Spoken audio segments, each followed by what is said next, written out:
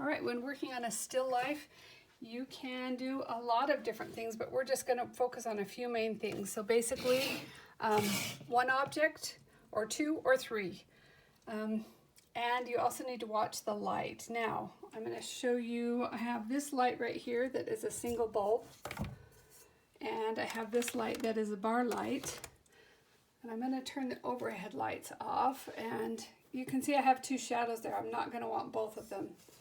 But can you see the bar light shadow sometimes is a little bit too long?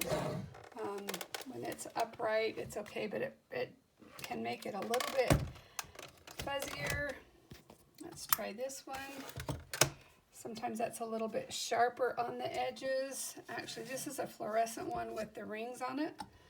So it may not work. What I'm saying is you need to look at your lights, figure out what is working for you, okay? Now, I am going to put these in a row.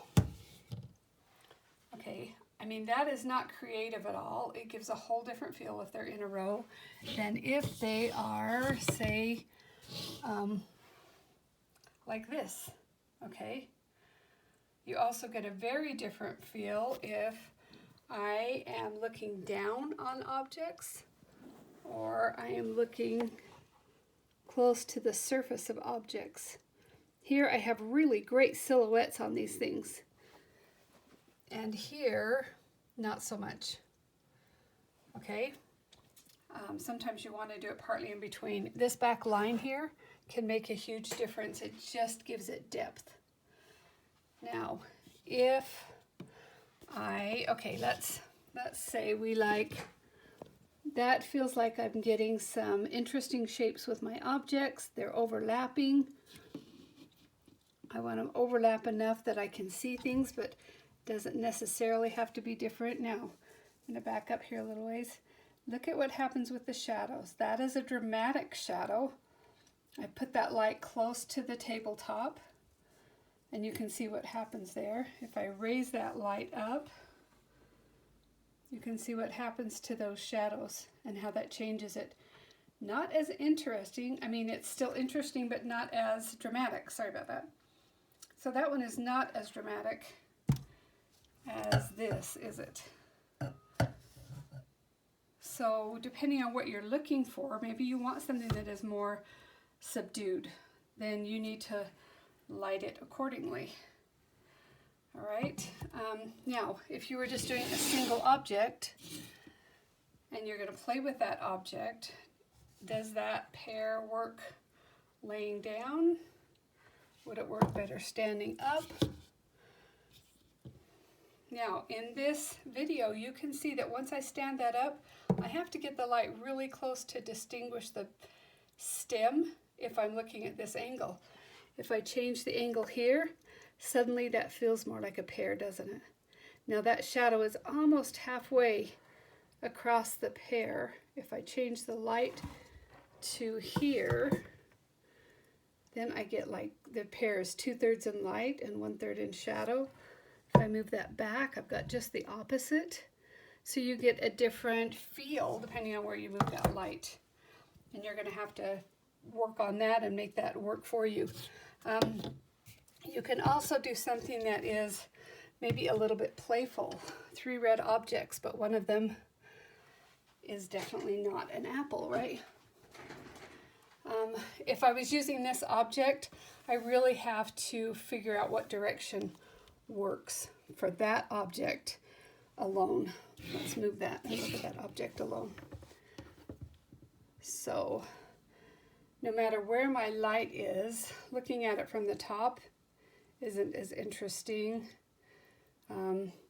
There are a lot of lines and edges in here, and in order to make it feel like a fun, playful toy, I've got to have the front and the back lines overlap in such a way that I can really see that this is a toy and what this object is. This one would be difficult to do. If you're a beginner painter, I wouldn't choose something complex like this.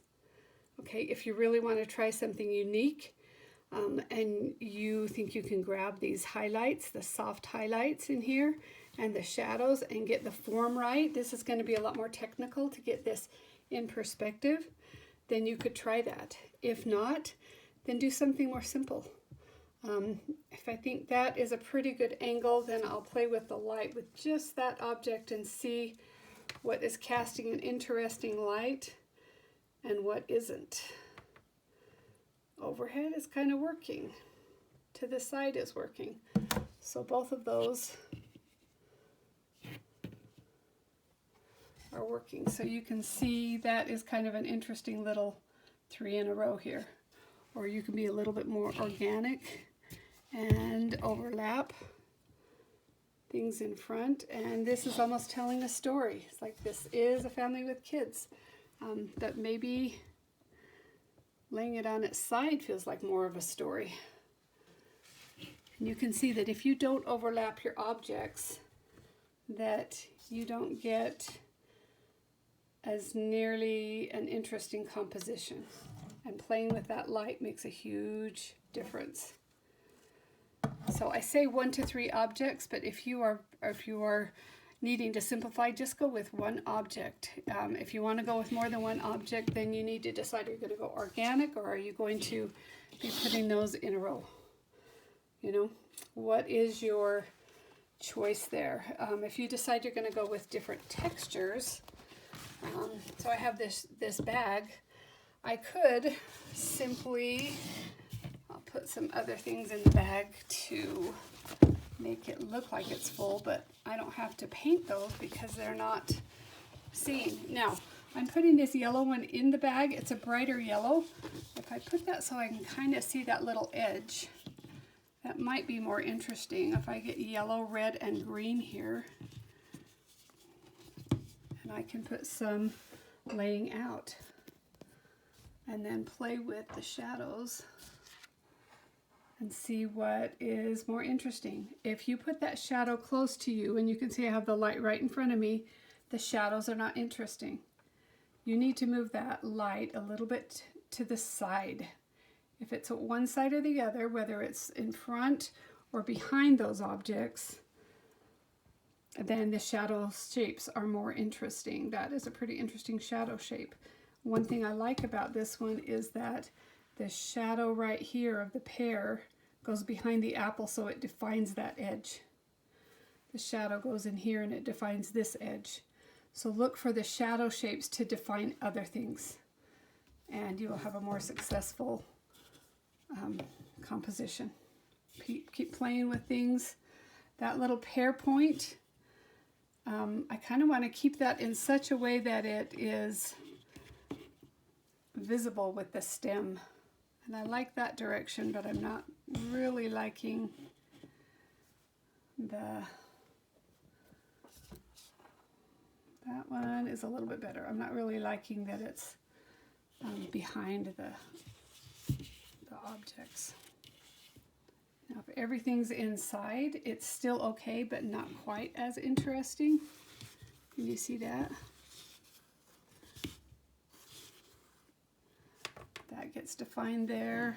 So you've really got to look to see what gets defined by the objects, and do they need to stand up straight? Are they okay tipping upside down and sideways? And you know, by doing this, look at, you can see the stem on the apple. When I put it over here, because that's in the shadow, it's not well defined. So you may be playing with your light in different directions. Okay, you may also want to play with no background at all. When you put your objects on something that has no visible background, you can see how by lighting the object itself, the stem really shows up and is very well defined because there is no background showing or little background showing, and you're obviously not going to paint the details behind that. So that's what you can do there to make a really interesting composition. And I personally don't like that right on. I prefer it a little bit longer and more unusual shape than a simple round shape. So have fun making up your still life.